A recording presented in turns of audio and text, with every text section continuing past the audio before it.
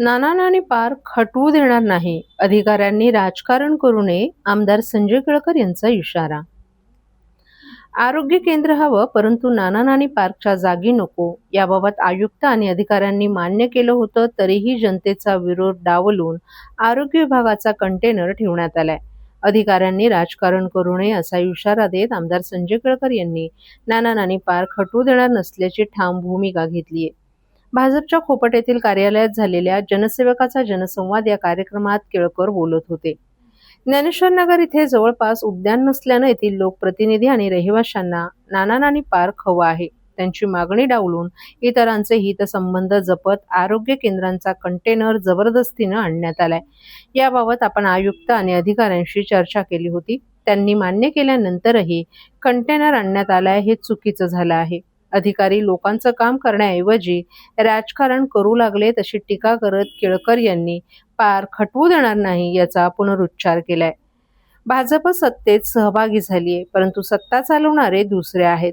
त्रुटी आढळून आल्या तर विरोधकांची भूमिका बजावू आणि लोकहिताच्या कामांना पाठिंबा दे अशी भूमिकाही केळकर यांनी स्पष्ट केली आहे. सॅटिस पुलावर एसटी बस आगीच्या भक्ष्यस्थानी पडली. जवळ अग्निशमन केंद्र नसल्यानं दुर्घटनेची तीव्रता वेळीच कमी करता आली नाही. भविष्यात अशा घटना घडल्या तर वेळेवर मदत पोहोचावी यासाठी दादोजी कोंडदेव स्टेडियम येथे अग्निशमन दलाच्या 2 गाड्या उपलब्ध करून देण्याचं अग्निशमन विभागानं मान्य केल्याचंही केळकर यांनी सांगितलं. जनसेवकाचा जनसंवाद या कार्यक्रमात काही लहान उद्योजकांनी देखील उपस्थित राहून तक्रारी केल्या.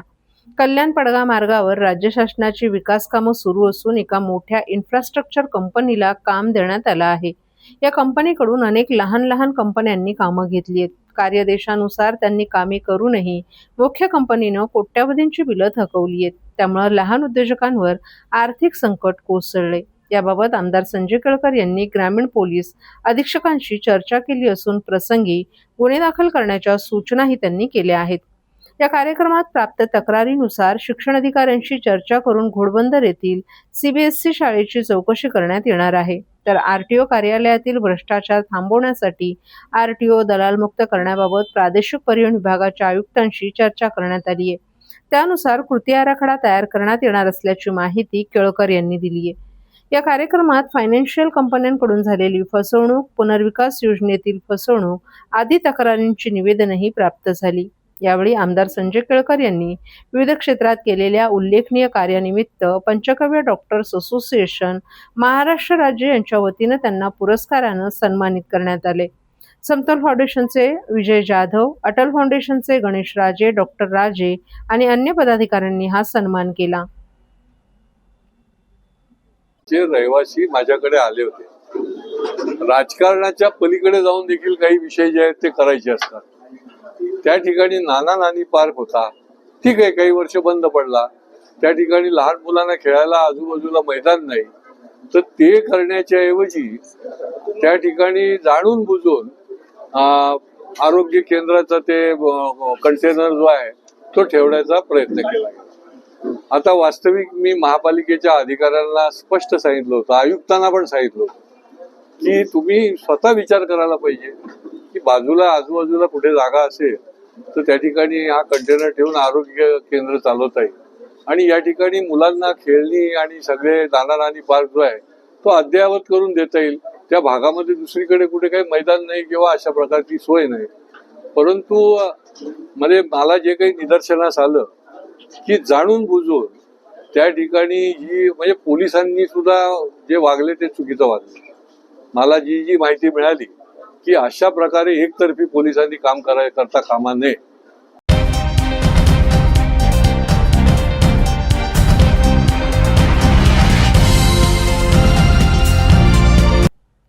शहरात सातत्यानं वाढत असलेल्या बेकायदा फेरीवाल्यांविरोधात भाजपच्या महिला नगरसेविकांनी भाजीपाला, फळे आणि सुकी मच्छी विक्री करत जांभळी नाक्यावर आंदोलन केलं. तसंच फेरीवाल्यांविरोधात कठोर कारवाई करण्याची मागणी केली. तसंच महापालिकेच्या महासभेत सातत्यानं कारवाईची मागणी करूनही प्रशासनाकडून फेरीवाले हटवण्याकडे दुर्लक्ष केलं जात असल्याबद्दल संताप व्यक्त केला. फेरीवाल्यांना आश्रय देणारा आका कोण आहे असा सवालही त्यांनी यावेळी व्यक्त केला. भाजपच्या नगरसेविका नम्रता कोळी, प्रतिभा मडवी, मृणाल पेंडसे, उषा वाघ यांच्याबरोबरच सुनेश जोशी यांनी आंदोलनात भाग घेतला. आंदोलनात भाजपचे शहर उपाध्यक्ष जयेंद्र कोळी आणि विशाल वाघ यांनीही सहभाग घेतला. ठाण्यात बेकायदा फेरीवाल्यांचा प्रश्न गंभीर झालाय. दररोज कोटनाका ते ठाणे रेल्वे स्टेशन पर्यंत प्रवासासाठी दररोज सकाळ आणि सायंकाळी अर्धा ते पाऊण तास लागतो. काही फेरीवाल्यांकडून दादागिरीही केली जाते. या प्रश्नांकडे नगरसेविका नम्रता कोळी, मृणाल पेंडसे, प्रतिभा मडवी, सुनेश जोशी यांच्यासह नगरसेवकांकडून आवाज उठवला जात होता. तर जांभळीनाका परिसरात बांगलादेशी नागरिकांचाही फेरीवाला म्हणून वावर असल्याचा आरोप नगरसेविका मृणाल पेंडसे यांनी केला होता. महापालिकेत लोकप्रतिनिधींची राजवट आल्यानंतर सातत्यानं 2 महासभांमध्ये फेरीवाल्यांविरोधात आवाज उठवण्यात आला, परंतु प्रशासनाकडून थातूरमातूर उत्तरं देण्यात आली होती. महापालिकेच्या बुधवारी झालेल्या महासभेतही फेरीवाल्यांबाबत जोरदार चर्चा झाली, मात्र प्रशासनाकडून गेल्या 2 दिवसात काहीही कारवाई झाली नाही.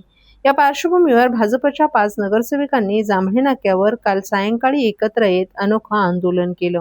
मुंबईसह इतर भागातून ठाण्यात फेरीवाले येत असून फुटपाथ आणि रस्ते बळकावले जात आहेत. आमचा स्थानिक परवानाप्राप्त फेरीवाल्यांना विरोध नसून बाहेरच्या फेरीवाल्यांविरोधात कारवाईची आवश्यकता नगरसेवकांकडून व्यक्त करण्यात आली आहे. जांभळीनाका परिसरात पोलिसांच्या 2 चौक्या आहेत, मात्र पोलिसांकडून कारवाई होत नाही. या ठिकाणी फेरीवाल्यांकडून हप्ता जमा केले जात असून हप्ते वसुली करणारा आका कोण आहे, असा सवाल या नगरसेवकांनी उपस्थित केलाय. बेकायदा फेरीवाल्यांवर महापालिकेकडून किती वेळात कारवाई केली जाते याची माहिती घेण्यासाठी आज हे आंदोलन करण्यात आल्याचं नम्रता कोळी यांनी सांगितलं. ही आंदोलन करायची वेळ आमच्यावर का आली? वारंवार जेव्हा लोकप्रतिनिधी महासभेमध्ये आवाज उठवतात त्यांच्यावर जर त्यांचं ऐकलं जात नाही तर खरोखर याच्यामध्ये काहीतरी काळबेर आहे हे तर समजायला पाहिजे. कारण का हे जे अनधिकृत फेरीवाले, मी वारंवार हा शब्द वापरते, तुम्ही लक्षात घ्या, अनधिकृत फेरीवाले, बायोमेट्रिक महापालिकेचा सर्वे झालेला आहे. त्या फेरीवाल्यांना कुठे बसवलेलं आहे? दाखवतील, महापालिका प्रशासनाने दाखवायला पाहिजे त्यांना जागा कुठे अलॉट केलेली आहे. पण नाही, हे जे अनधिकृत फेरीवाले येतात जे बाहेरून, त्यांची संख्या तुम्ही बघायला जाल तर बायोमेट्रिक सर्वे झाल्यानंतर यांची संख्या जवळजवळ 5 पट 10 पटीने वाढलेले आहेत. आणि यांचा आका कोण आहे? कोण यांना बसवतं? कारण का हे जे फेरी आम्ही जेव्हा आवाज उठवतो तेव्हा हे जे कारवाई केल्याचे, अतिक्रमणची कारवाई केल्याचे जेव्हा आम्हाला नाटक करतात, सीन क्रिएट केला जातो, त्यांचा माल उचलतात. कोणाचा फोन येतो त्यांना? दाखवावं त्यांनी, सांगावं प्रशासनाने का त्यांना कोणाचे फोन येतात आणि कोणाच्या फोनच्या वरून ते त्यांचा माल सोडला जातो. त्यांच्याकडून दंड कारवाई उचलली जाते का? नाही. हे लाखो करोडोची उलाढाल आहे. याच्यामध्ये पालिका प्रशासन आणि जे आका आहेत सोकळ, जे या अनधिकृत फेरीवाल्यांना बसवतात हप्ते वसुली करून, यांच्या सगळ्यांचा मिलीजुली भगत आहे. आणि त्याच्यामध्ये आम्ही ही कारवाई, आमचं हे आंदोलन असं चालूच राहणार आहे जोपर्यंत याच्यावर काही ठोस कारवाई केली जाणार नाही.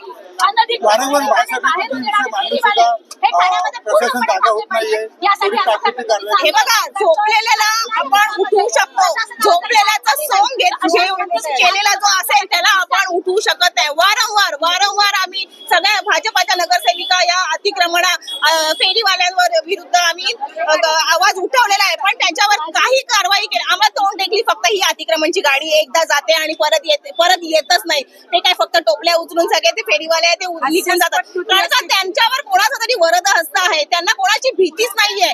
कोणाचं हे सगळं चालू आहे हे सगळं शोधून काढायला पाहिजे. याच्यामध्ये खूप मोठं काळबेर आहे, खूप करोडोची उलाढाल आहे. आणि ह्याच्यामध्ये कोण इन्व्हॉल्व आहे हे ठाणेकर जनता म्हणजे हे आहे, त्यांना सगळं समजतंय, सगळं दिसतंय, पण ते करू शकत नाही काही. स्थानिक अहो, आम्ही जेव्हा निवडणुकीच्या वेळेस प्रचाराला जात होतो, आमच्या प्रभागातील जवळजवळ सगळे नागरिक आम्हाला बोलत होते, एवढी इथे मेन मार्केट आहे, आम्हाला चालायला जागा नसते, एवढं अतिक्रमण झालेलं आहे सगळीकडे. तर इथून जर टीएमटीची बस जी जाते इथून जांभळीनाका मार्केट मधून ती स्टेशनला पोहोचायला जवळजवळ अर्धा तास लागतो बसला. मग हा नवीन रस्ता रुंदीकरण करून उपयोग काय आहे? आणि जर आमच्या प्रभागातील नागरिकांना जर या सोयी सवलती मिळत नसतील, या मार्केटमध्ये व्यवस्थित चालायला रस्ता, फुटपाथ जर मिळत नसेल, तर आम्ही त्यांच्यासाठी भांडायचं नाही का? जे आमचे इकडचे जे स्थानिक जे फेरीवाले आहेत त्यांच्यासाठी आम्ही आवाज उठवायला नको का? आणि योग्य स्थितीने, योग्य पद्धतीने बायोमेट्रिक सर्वे झाला पाहिजे आणि आमचे जे आहेत फेरीवाले इकडचे स्थानिक, त्यांना न्याय मिळाला पाहिजे असं आमचं म्हणणं आहे.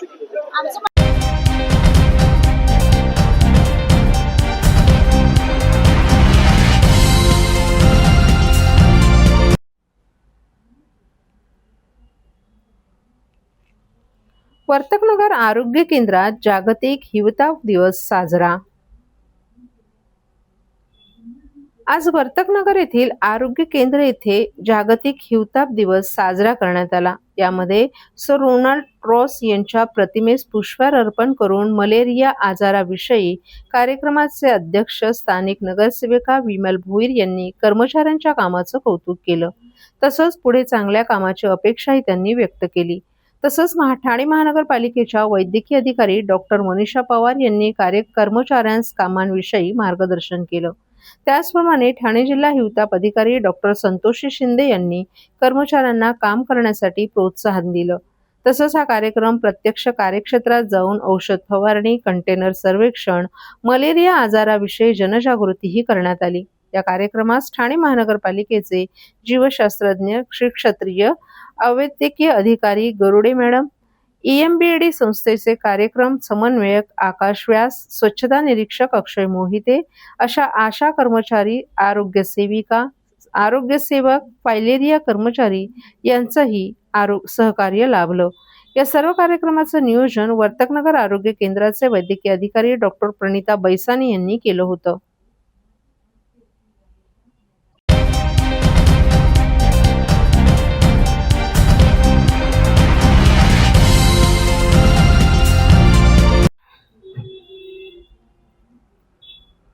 ठाण्यात आगामी 1 मे पासून आमदार संजय केळकर आयोजित 19वा आंबा महोत्सव होणार सुरू. प्रतिकूल परिस्थितीत कोकणातील शेतकऱ्यांनी घेतलेले अस्सल हापूस आंब्यांचं उत्पादन ठाणेकरांसाठी पुन्हा एकदा उपलब्ध झालं आहे. संस्कार आणि कोकण विकास प्रतिष्ठान आयोजित 19वा आंबा महोत्सव 1 ते 10 मे या कालावधीत गावदेवी मैदानात आयोजित करण्यात आल्याची माहिती आयोजक तथा आमदार संजय केळकर यांनी पत्रकार परिषदेत दिली आहे. या आंबा महोत्सवात शेतकरी ते ग्राहक अशी थेट भेट होणार असल्यानं ठाणेकरांना अस्सल हापूस आंबा वाजवी दरात चाखायला मिळणार आहे. या महोत्सवात कोकणातील अस्सल हापूस, पायरी, रत्ना, केसर आंब्यांबरोबरच आंबा, फणसपोळी, सरबते, काजू, मालवणी मसाले, पापड, पोहे अशा विविध दर्जेदार कोकणी उत्पादनांचे 45 स्टॉल्स लावण्यात येणार आहेत. गेल्या काही वर्षात प्रतिकूल हवामानामुळे आंब्याचं उत्पादन घटत चालले. कोकणात एकूण 1,80,000 हेक्टर जमिनींवर आंब्याची लागवड केली जाते. 2023 साली कोकणातील आंब्याचं उत्पन्न 2,56,000 मेट्रिक टन होतं. यातील 198 कोटी रुपयांच्या आंब्यांची विक्री मुंबई आणि भारतभर करण्यात आली आणि 79 कोटी रुपयांचा आंबा निर्यात करण्यात गेला. दरवर्षी उत्पन्न घटत जाऊन 2024 मध्ये 1,28,000 मेट्रिक टन आणि 126 कोटींचा आंबा विकला गेला, तर 54 कोटींच्या आंब्यांची निर्यात केली गेली. 2025 मध्ये उत्पादन 1,10,000 मेट्रिक टन झालं असून 100 कोटी रुपयांची आंबा विक्री देशभर केली गेली, तर 45 कोटी रुपयांचा आंबा निर्यात केला गेला. यावर्षी अवेळी पडलेला पाऊस, ढगाळ वातावरणामुळे काही ठिकाणी मोहर जळून गेलाय, तर काही ठिकाणी फळगळ झालीय आणि थ्रिप्स रोग, तुटवडा कीटकांच्या प्रादुर्भावामुळे 15%च आंबा पीक हाती लागले. त्यामुळे मागील 11 वर्षापासून सातत्यानं कोकणातील शेतकरी आर्थिक संकटात आहे. त्यामुळे या साऱ्या परिस्थितीचा चोखंदळ आणि समंजस ठाणेकर सहानुभूतीने विचार करेल आणि आपली जास्तीत जास्त खरेदी आंबा महोत्सवात करून कोकणातील शेतकऱ्यांना पाठबळ देईल असा विश्वास आमदार संजय केळकर यांनी व्यक्त केलाय. या पत्रकार परिषदेत संस्कार सेवाभावी संस्थेचे अध्यक्ष आमदार संजय केळकर यांच्यासह आमदार निरंजन डावखरे, माजी उपमहापौर सुभाष काळे तसंच ओंकार चव्हाण आदीही उपस्थित होते.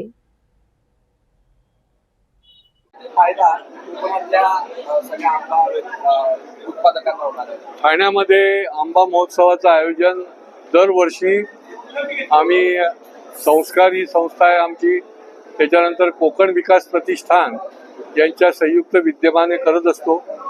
हा महोत्सव म्हटला तरी पण ही एक चळवळ आहे. कोकण मधल्या आंबा उत्पादक शेतकऱ्यांना प्रोत्साहन देण्याकरता, त्यांच्या मालाला चांगला भाव मिळण्याकरता आणि त्याच्यामुळे 19व्या वर्षामध्ये आता आम्ही पदार्पण करतोय. कारण की ठाण्यातल्या नागरिकांनी फार मोठा प्रतिसाद दरवर्षी दिला असल्यामुळे या ठिकाणी 1 मे पासून हा आंबा महोत्सव सुरू होणार आहे आणि 10 मे पर्यंत, दरवर्षी 1 मेला सुरू होतो आणि 10 मे पर्यंत चालेल. साधारणपणे 40 आंबा उत्पादक शेतकऱ्यांचे स्टॉल असतील. त्याच्यामध्ये आणखीन कोकणची निरनिराळी जी उत्पादनं आहेत केचे देखील स्टॉल असतील आणि बचत गटाचे देखील आमच्या महिला भगिनींसाठी आम्ही 5 स्टॉल राखीव ठेवलेले असतात, त्याचे स्टॉल देखील त्या ठिकाणी आम्ही ठेवलेले आहेत.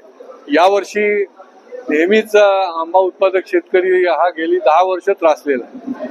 दरवर्षी काही ना काही कारणामुळे, हवामानातल्या बदलामुळे, मोहर गळून पडल्यामुळे, मध्येच पाऊस पडल्यामुळे, अति थंडीमुळे आंबा उत्पादक शेतकरी जो आहे तो अतिशय ज्याला म्हणता येईल की तकलीफमध्ये, त्रासामध्ये असतो.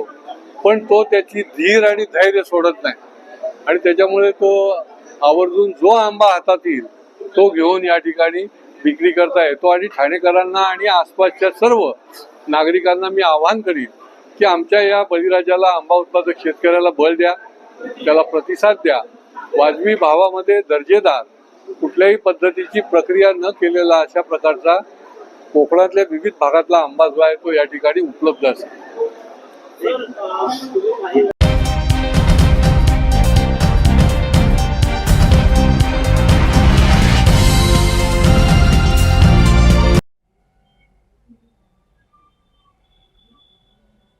एकनाथ हिरक आरोग्य वर्षानिमित्त तसंच राज्याचे परिवहन मंत्री प्रताप सरनाईक यांच्या वाढदिवसानिमित्त ठाण्यात दिव्यांग बांधवांसाठी मोफत मॉड्यूलर हात आणि पाय वाटप शिबिराचं आयोजन करण्यात आलं होतं. हा महत्त्वपूर्ण सामाजिक उपक्रम शिवसेना वैद्यकीय मदत कक्ष, doctor Shrikant Shinde foundation, Arogyadoot foundation आणि रत्नानिधी चॅरिटेबल ट्रस्ट यांच्या संयुक्त विद्यमानं राबवण्यात आला. शनिवारी म्हणजेच आज येथील आनंद आश्रमात सकाळी 10 ते दुपारी 4 या वेळेत आयोजित या शिबिरात दिव्यांग बांधवांना आधुनिक तंत्रज्ञानावर आधारित कृत्रिम हात आणि पाय मोफत प्रदान करण्यात आले. या उपक्रमामुळे अनेक दिव्यांग नागरिकांना दैनंदिन जीवन अधिक सुलभ करण्यासाठी मदत होणार असून सामाजिक बांधिलकी जपत गरजू नागरिकांना आधार देण्याचा प्रयत्न करण्यात आल्याचं आयोजकांनी सांगितलं. अशा सामाजिक उपक्रमांमुळे समाजातील दिव्यांग बांधवांना आत्मविश्वास मिळून त्यांचं जीवनमान उंचवण्यास मदत होईल असा विश्वास आयोजकांनी व्यक्त केलाय.